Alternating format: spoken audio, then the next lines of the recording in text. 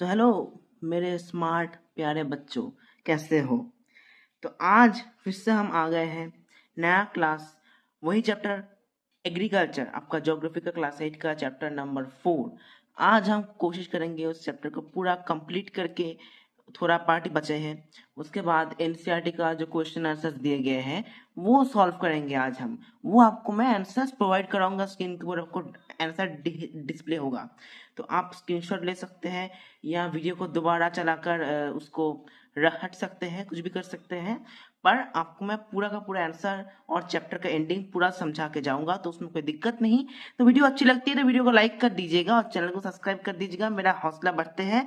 मेरे चैनल पे जुड़िए, मैं ज्योग्राफी का हर एक कॉन्सेप्ट आपका क्लियर कर हरवाते चलूंगा। कोई डाउट हो तो मैं व्हाट्सएप नंबर डिस्क्रिप्शन में दे दूंगा, वहां पे आप जाके पूछ सकते हैं मैसेज करके। तो चलिए बिना देरी के वीडियो के आगे बढ़ते हैं। आज का हमारा चैप्टर 4 एग्रीकल्चर क्लास 8 ज्योग्राफी।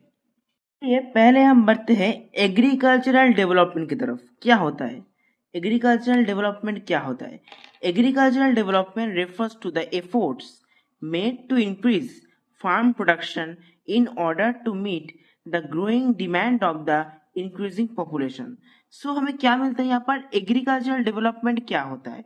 क्या होता है वो एफर्ट्स, यहाँ पर आपके यहाँ पर क्लियरली आपका डेफिनेशन दिया गया है एग्रीकल्चरल डेवलपमेंट का। यहाँ पर एग्रीकल्चरल मतलब देखिए सीधे मतलब से समझिए, ऐसे एग्रीकल्चर को डेवलप करना, ऐसे उनका विकसित करना ताकि फार्म प्रोडक्शन बढ़े। क्यों? ताकि हम इस ग्रोइंग पॉपुलेशन की जो नीड है, ग्रोइंग पॉपुलेशन का जो डिमांड है वो हम फुलफिल कर पाए। सिंपली मतलब जो increase in the farm production in order to meet the growing demands of population और इंक्रीजिंग पॉपुलेशन, सिंपली आपको ये लिखने होगा एग्जाम में, उसे कहते हैं क्या? Agricultural development. मैं आशा करता हूँ आपको कोई दिक्कत नहीं आएगी इस डेफिनेशन में। आगे बढ़ते हैं। This can be achieved in many ways such as increase in the crop area, number of crops grown, improving the irrigation facilities, use of fertilizers and high yielding varieties of seeds। कैसे कैसे हम इस process को achieve कर सकते हैं, कैसे कैसे एग्रीकल्चर को हम डेवलप कर सकते हैं इस वे से। कैसे कैसे? देखिए क्रॉप एरिया को हमको बढ़ाना है। क्रॉप एरिया का मतलब क्या होता है वो आप तो भैया क्लास में उसका डिटेल कॉन्सेप्ट पढ़ेंगे। एक हिंट दे देता हूँ, मतलब जितना जमीन में क्रॉप उगा है, समझिए आपने एक जमीन पे एक बार राइस उगाया तो दूसरे जमीन पर वहां पर व्हीट उगाया, तो जो रिजल्ट होगा वो काउंट किया जाएगा ऐसा कि आपने 2 खेतों में उगाया। मतलब जितने भी क्रॉप आप उगाएंगे उसका जो लैंड एरिया, अब सिंपली इस क्लास में मान के चलिए कि क्रॉप का लैंड एरिया मतलब का फील्ड का मेजरमेंट जो है वो क्रॉप एरिया, मतलब फील्ड बड़ा करना होगा हमें, ज्यादा बड़ा फील्ड में ज्यादा क्रॉप कल्टीवेशन होगा। The number of crops grown, तो वहां पर क्रॉप ज्यादा ग्रो करने पड़ेंगे।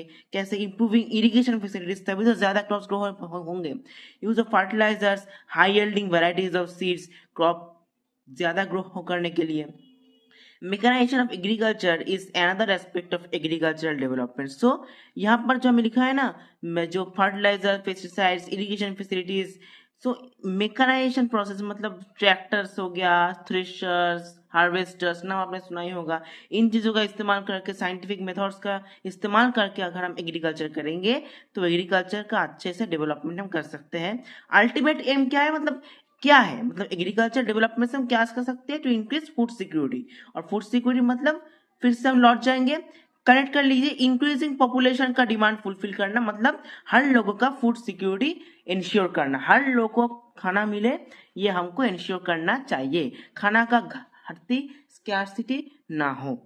चलिए आगे बढ़ते हैं। Agriculture had developed at different places in different parts of the world. World में कहीं बहुत सी जगह पर बहुत टाइप के एग्रीकल्चर हुए हैं। Developing countries with land population usually land with large population usually practice intensive agriculture where crops are grown on small holding mostly for subsistence। तो जहां पर डेवलपिंग कंट्रीज, देखिए इंडिया, जापान, ऐसे कंट्रीज हो गया ना, यहाँ पर क्या होते हैं? क्रॉप्स प्रैक्टिस, इंटेंसिव एग्रीकल्चर को प्रैक्टिस किया जाता है। मतलब सब्सिस्टेंस एग्रीकल्चर में पहले क्या पढ़ा था? फार्मर जो ग्रो करते हैं वो खुद कंज्यूम करते हैं, फार्मर का फैमिली कंज्यूम करते हैं, तो हम उसे कहते हैं सब्सिस्टेंस एग्रीकल्चर। यहाँ पर इंटेंसिव एग्रीकल्चर जो कि मोस्टली सब्सिस्टेंस टाइप का होता है, वो ऐसे डेवलपिंग कंट्रीज में देखने के लिए मिलता है। मतलब ज्यादा कमर्शियल नहीं होता, ज्यादा सरप्लस प्रोड्यूस नहीं होता बिकने के लिए। और यहाँ पर larger holdings are more suitable for commercial agriculture as a US Canada Australia. देखिए जहाँ पर डेवलप नेशन है यूएस कनाडा ऑस्ट्रेलिया, वहाँ पर कमर्शियल एग्रीकल्चर होता है। कमर्शियल एग्रीकल्चर मतलब क्या, जहाँ पर मेकनाइज्ड एग्रीकल्चर होता है, हाई प्रोडक्शन होता है, हाई लेबर यूज होता है, साइंटिफिक टेक्निक्स होते हैं, जहाँ पर ज्यादा से ज्यादा सरप्लस प्रोड्यूस होता है और वो मार्केट में भेजा जाता है। तो ऐसे ज्यादा टेक्निकली और साइंटिफिकल एग्रीकल्चर, कमर्शियल एग्रीकल्चर जिसे हम कहते हैं, वो ज्यादा डेवलप्ड कंट्रीज में पाए जाते हैं, यूएसए, कनाडा, ऑस्ट्रेलिया वगैरह वगैरह। With the help of the two studies of farms, हम दोनों फार्म स्टडीज करेंगे, एक इंडिया का और एक यूएसए का। Let us understand about the agriculture in the developing country and developed country. तो हम दो स्टडी करेंगे, केस स्टडी। एक होगा इंडिया का फार्म का, हमारा भारत का फार्म का, और एक होगा यूएसए का फार्म का।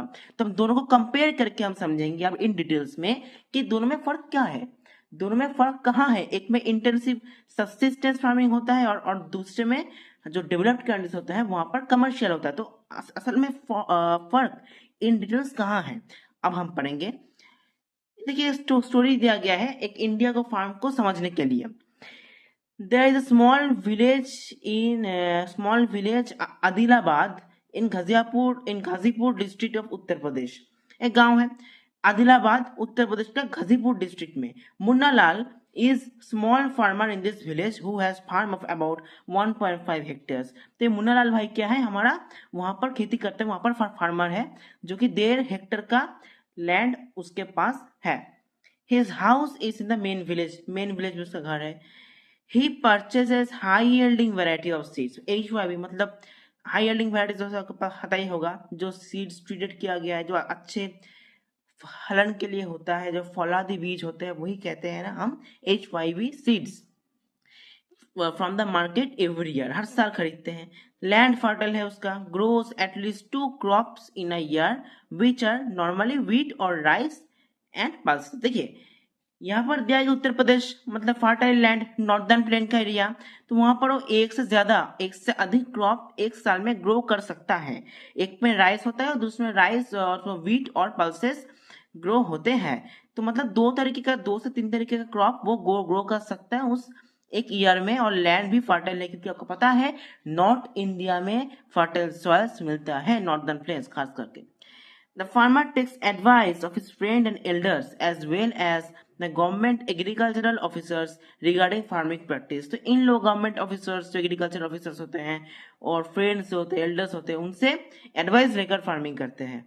He takes a tractor on rent for plowing his field। एक भाड़े पे ट्रैक्टर लेते हैं जो फील्ड है उसे खोदने के लिए काम आएगा।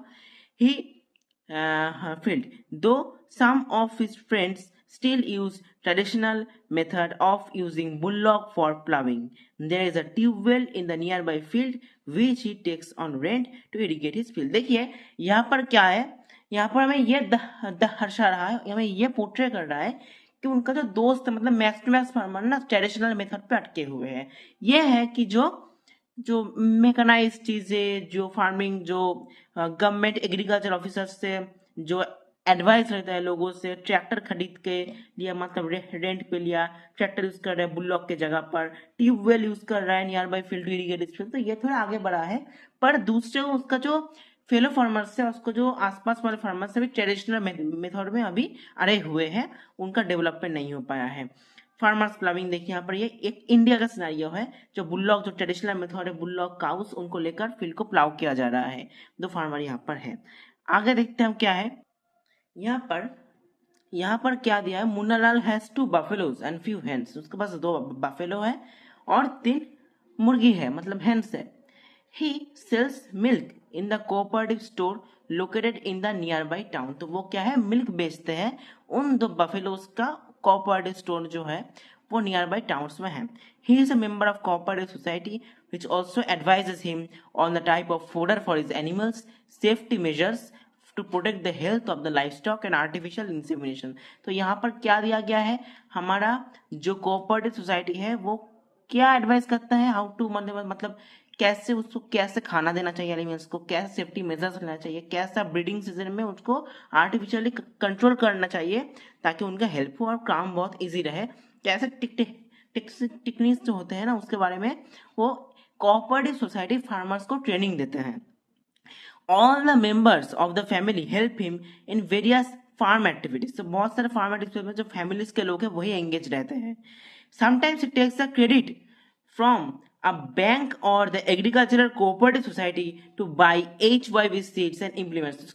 कभी कभी वो क्रेडिट लेता है, मतलब क्रेडिट में लेता है क्या, HYV सीड्स जो बैंक और एग्रीकल्चर कोऑपरेटिव सोसाइटी से उनको क्रेडिट मिलता है, वहां से HYV सीड्स वो बाय करते हैं। He sells his produce in the mandi located in the nearby town, और नियर बाई टाउन का जो बाजार है वहां पर बेचते हैं। Since majority of the farmers do not have lack storage facilities, they are forced to sell their produce even when the market is not favorable to them। देखिए यहाँ पर ना इंडिया में प्रॉब्लम है, स्टोरेज फैसिलिटी अच्छा नहीं है। Storage facility के जो घटती है, जो स्कार्सिटी है, उसके वजह से फार्मर्स को तब भी जब हार्वेस्ट सीजन आता है, जब क्रॉप्स उगते हैं ना, जब उखाड़ते हैं तब भी सेल करना पड़ता है, अगर प्राइस मार्केट में डाउन हो तभी भी, क्योंकि स्टोर नहीं कर सकते ना, बेचो नहीं तो मरो, नहीं बेचेगा तो वो खराब हो जाएगा। तो अल्टीमेटली जैसे भी प्राइस हो, अच्छे हो या बुरे, उसको मार्केट में उसको बेचना ही होगा, ये आपको प्रॉब्लम है इंडिया में। In the recent years government has taken steps to develop storage space. तो अब क्या है, गवर्नमेंट ने कुछ स्टेप्स लिया है स्टोरेज फैसिलिटीज को डेवलप करने के लिए। अब हम पढ़ेंगे a farm in the US. देखिए इंडिया में क्या मिला, एक फार्मर है मुन्ना लाल, उसका 2 बफेलो है, हैन है, वो फार्मिंग में 2 तरह का क्रॉप्स एक साल में उगाते हैं, फर्टाइल सॉइल है क्योंकि वो उत्तर प्रदेश में रहते हैं, और साइड में वो कोऑपरेटिव सोसाइटी से हेल्प लेते हैं, एग्रीकल्चर ऑफिसर एल्डर्स से एडवाइस लेते हैं, थोड़ा इंप्रूवमेंट करने के लिए ट्रैक्टर रेंट पर लिया है, पर आधे से ज्यादा फार्मर वहां पर वो बुल्लॉक पर ही अड़े हुए हैं। तो इंडिया का सीन थोड़ा बैकवर्ड दिखा गया है हमें, जो कि एक रियलिटी है। अभी बहुत डेवलपमेंट एग्रीकल्चरल फील्ड में बाकी है, तो स्टोरेज फैसिलिटीज का भी लैक हुआ है, मतलब अच्छे से ग्रेन स्टोर नहीं होता, इसलिए जब भी हार्वेस्ट हो जाता है तब भी फार्मर को बेचना पड़ता है, अच्छे प्राइस मिले या ना मिले उस क्रॉप का। तो आगे बढ़ते हैं, मैं आशा करता हूँ कि आपको कोई दिक्कत नहीं है इस इंडिया का केस को लेकर। इसी समझते हुए, इसी को माइंड में रखते हुए बढ़ते हैं आगे फार्म इन द यूएसए में। चलिए बढ़ते हैं, अब सब लोग चले आओ यूएसए में, यूएसए के फार्म को देखते हैं। माइंड में एक इमेज क्रिएट कर लो इसका। The average size of the farm in the USA is much larger than that of the Indian farm. देखिए यूएसए का फार्म इंडिया फार्म से ज्यादा लार्ज होता है। A typical farm size in USA is about 250 hectare. हमें क्या मिला था, वो मुन्ना लाल का फार्म कितना था, 1.5 हेक्टेयर का, और यहाँ पर तो भाई 250 हेक्टेयर का लैंड दे दिया। आसमान और जमीन का फर्क है। The farmer generally resides in the farm. Farmer farm में रहते हैं, बड़ा आदमी, बड़ा बिजनेसमैन हो गया। Some of the major crops grown are corn. तो कैसे कैसे क्रॉप्स होते हैं यहाँ पर, कॉर्न होते हैं, सोयाबीन होते हैं, वीट होते हैं, कॉटन होते हैं, सुगर बीट होते हैं।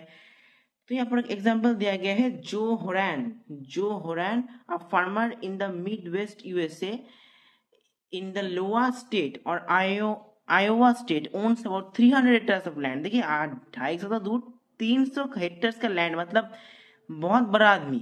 जो Horan farmer in the Midwest USA, वहां पर वो 300 हेक्टेयर का लैंड ओन करके बैठा हुआ है। ही ग्रोस कॉर्न का land on his field after making sure that soil and water resources meet the requirement of this crops. अगर देखते हैं सॉइल और पानी अच्छे से, मतलब जो कंडीशन वो कॉर्न ग्रो होने के लिए लगेगा वो है कि नहीं, और है तो वहां पर वो उस ईयर में वहां पर कॉर्न ग्रो करते हैं, कॉर्न जो हो रहा है। Adequate measures are taken to control pests that can damage the crop. तो साइंटिफिक मेजर्स लिया गया है पेस्ट कंट्रोल के लिए। From time to time he sends soil sample to a testing laboratory to check whether the nutrients sufficient और not. वो lab में भेजते सॉइल सैंपल्स चेक करने के लिए न्यूट्रिशन है कि नहीं। तो हम इंडिया में भाई कहाँ पड़े हैं, सोच भी नहीं सकते। The results helps Joe Horan to plan a specific fertilizer program. His computer is linked to the satellite, which gives him a precise picture of the field. This helps him to use chemical fertilizers and pesticides whenever they are required. तो देखिए एक concept को हम समझ लीजिए, ये जो बोल रहा है ना सैटेलाइट यूज किया जाता है, यहाँ पर एक बहुत बड़ा चीज है इसके पीछे, रिमोट सेंसिंग कहते हैं उसको, रिमोट सेंसिंग एंड जीआईएस। तो उसके मदद से वो आप अब नहीं, अब आपको समझने की जरूरत नहीं, समझिए satellite imagery.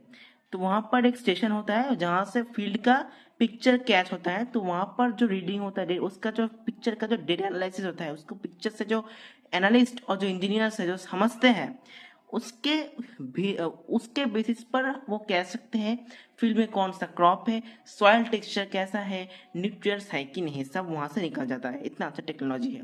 He uses tractors, seed drills, levers, combined harvesters and thresher to perform various agricultural operations. Our grains are dispatched to the market agencies. Farmer in the USA works like a businessman and not like a peasant farmer. तो यही असली बात है कि यहाँ पर 1.5 Hector ये India में, यहाँ पर 300 हेक्टर, वहां पर तो भाई टेस्टिंग वगैरह, यहाँ पे तो पूरा बिजनेस खोल के बैठा है। वो बड़े लोगों की बातचीत हो गई फार्मिंग वाला। तो वहां पर फार्मिंग में कौन कल्टीवेशन हो रहा है जो कि बहुत साइंटिफिक में पेस्ट कंट्रोल हो रहा है, सॉइल सैंपल भेजा जा रहा है, सैटेलाइट इमेजरी हो रहा है उस फील्ड का, जो कि हम इंडिया में अभी तक सोच नहीं सकते। अभी बहुत फील्ड में हो रहा है ये सब। Nowadays government is making initiatives in India to implement this type of techniques in every field and make it accessible to every farmers।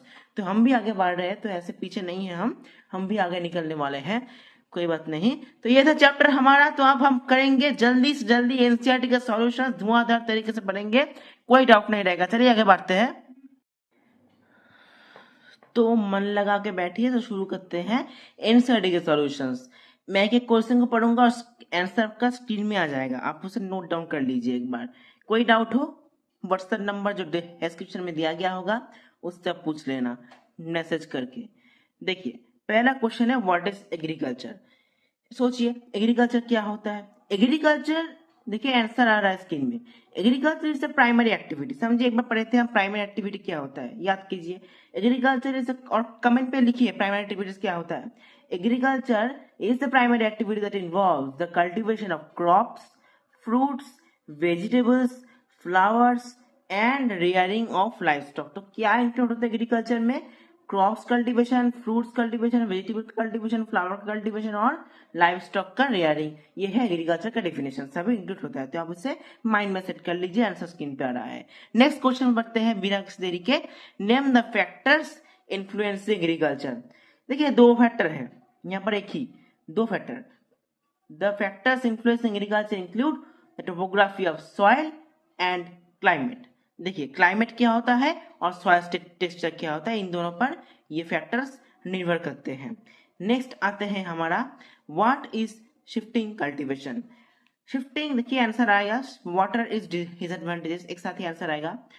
Shifting cultivation is a type of farming in which agriculture activities are shifted from one field to another when fertility of the soil of the farmer is diminish. देखिए यहाँ पर थोड़ा definition थोड़ा tough है मुझे लगता है, पर यहाँ पर आप याद कर लीजिए कि शिफ्टिंग कल्टीवेशन वो कल्टीवेशन होता है जहां पर activities when the agriculture activities has shifted from one field to another, एक फील्ड से अलग फील्ड में लिया जाता है। कब? जब पिछले वाला फील्ड का जो सॉइल है उसका जो न्यूट्रिएंट्स वो घट जाए, नेक्स्ट फील्ड में चले जाता है, नेक्स्ट फील्ड में चले जाता है। वो सॉइल घट गया, उसका फर्टिलिटी फिर नेक्स्ट फील्ड में चले जाता है, ऐसे ऐसे होता है। उसका डिसएडवांटेजेस क्या हो, देखिए शिफ्टिंग कल्टीवेशन क्या करने के लिए हमें पेड़ पौधे काटने पड़ते हैं, तो वहां पर डिफोरेस्टेशन आ गया।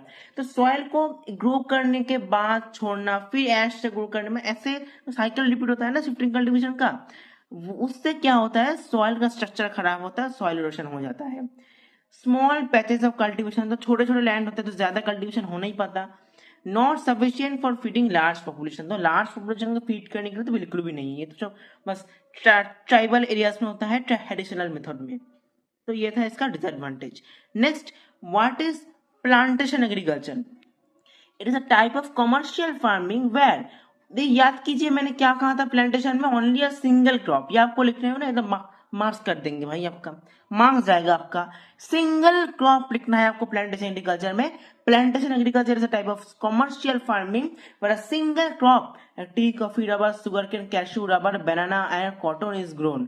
A large amount of labor and capital, ये भी आप लिखना होगा। देखिए, single crop, large amount of labour, high technology, capital are needed and the product is processed on the farm or nearby factories। यह है आपका प्लांटेशन के तीन वर्ड जो एग्जाम्पल से वो लिखने होंगे। Single crop, high labour, capital, technology, ये बस आपको डिफरेंशिएशन पे ऐड करना है, बस आपका आंसर करेक्ट होना ही होना है।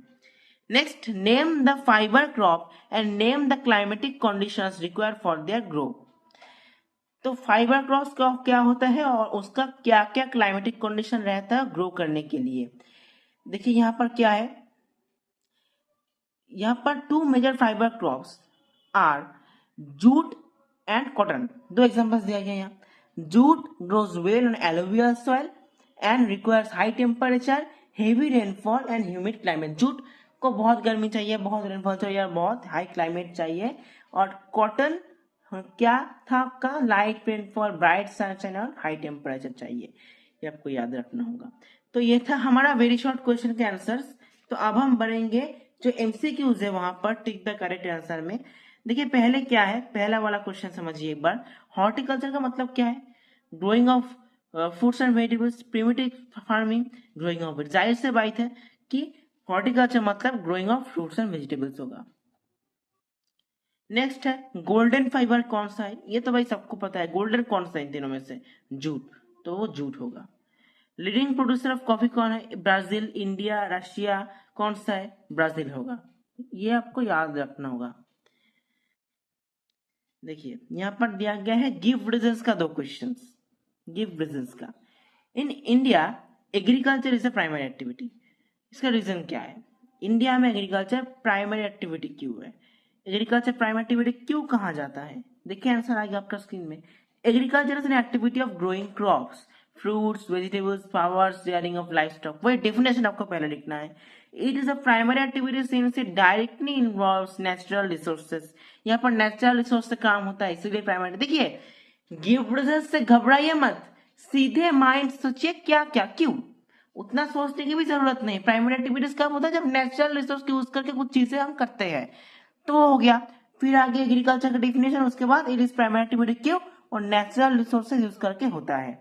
In India huge number of people derive the activity from their ancestors. तो पूर्वजों से वो इनहेरिट करता है, वो जो सन है, जो सन का सन, फिर उसका सन, सभी एग्रीकल्चर में नियुक्त है।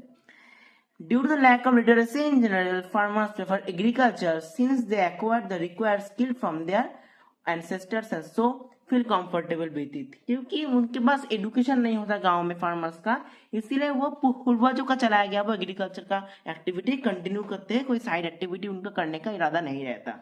यह है इसका आंसर, याद हो गया। नेक्स्ट आता है different crops are grown in different regions. क्यों, देखिए गिव रीजन मतलब लास्ट में होगा क्यों। वाई, आप गिव रीजन क्वेश्चन को पढ़िए, उसको कहते हैं why India agriculture primary activity, why different crops are grown in different region. तो वाई का आंसर क्या होगा, क्योंकि in different places we can find different soils, different climates, different topography, different types of people, so there are different types of crops in different regions. ये हमें समझ में आ गया। फिर दो डिफरेंस आता है, डिफरेंस का जो पिक्चर आपको स्क्रीन में आ रहा होगा। देखिए प्राइमरी और सेकेंडरी का इजी है। प्राइमरी मतलब जो नेचुरल रिसोर्स को यूज करके होता है, एक्सट्रैक्शन और प्रोडक्शन ऑफ नेचुरल रिसोर्सेज। और सेकेंडरी मतलब processing of the natural resources. याद कीजिए चैप्टर का फर्स्ट में पढ़े थे। एग्जाम्पल सेकेंड दे दीजिए, एग्रीकल्चर, फिशिंग, गैदरिंग हो गया, वहां पर मैन्युफैक्चरिंग एक्टिविटीज, इंडस्ट्री, बेकिंग, जो इंडस्ट्री वाला प्रोसेसिंग एक्टिविटीज वगैरह वगैरह है, वो सब आ जाएगा हमारा सेकेंडरी एक्टिविटीज में। ये तो सिंपल था, बहुत ही अच्छे से हो गया हमारा, तो ये एक बार में याद रहेगा, ये मेरा गारंटी है। नेक्स्ट आते हैं subsistence farming and intensive farming. इसमें क्या फर्क है, सब्सिस्टेंस मतलब लो लेवल्स ऑफ टेक्नोलॉजी और हाउस होल्ड लेबर यूज होता है। The output is small, output भी स्मॉल होता है, हाउस होल्ड का लोग जो होते हैं वही काम करते हैं, और लो लेवल ऑफ टेक्नोलॉजी वहां पर। और इंटेंसिव में फार्मर ज्यादा टेक्नोलॉजी, ज्यादा टूल्स यूज करते हैं कल्टीवेट करने के लिए स्मॉल प्लॉट ऑफ लैंड में। तो यह था यहाँ पर हमारा डिफरेंस। ये था हमारा डिफरेंस। तो अप टू 4 का 2 हमारा क्वेश्चंस खत्म हो रहा है, आगे का हमारा क्वेश्चंस नहीं है, चैप्टर यहाँ पर खत्म होता है। तो वीडियो अच्छी लगती है, वीडियो को लाइक कर दीजिए, चैनल को सब्सक्राइब कर दीजिए। ऐसे वीडियो पढ़ने के लिए धमाकेदार मजेदार आगे हम पढ़ेंगे चैप्टर नंबर 5 में पढ़ेंगे। चैप्टर नंबर 5 में नेक्स्ट बहुत इंटरेस्टिंग चैप्टर होगा। धीरे धीरे आपका सिलेबस मैं कंप्लीट कराता जाऊंगा। मैं अब सिर्फ आपका आशा करता हूं कि आप एक लाइक कर दीजिए और चैनल को सब्सक्राइब करके बेल आइकन जो पास में टंग से प्रेस कर दीजिए ताकि नोटिफिकेशन आपको सबसे पहले मिल जाए वीडियो अपलोड का। तो आज के लिए इतना ही। Thank you, have a nice day, शुक्रिया।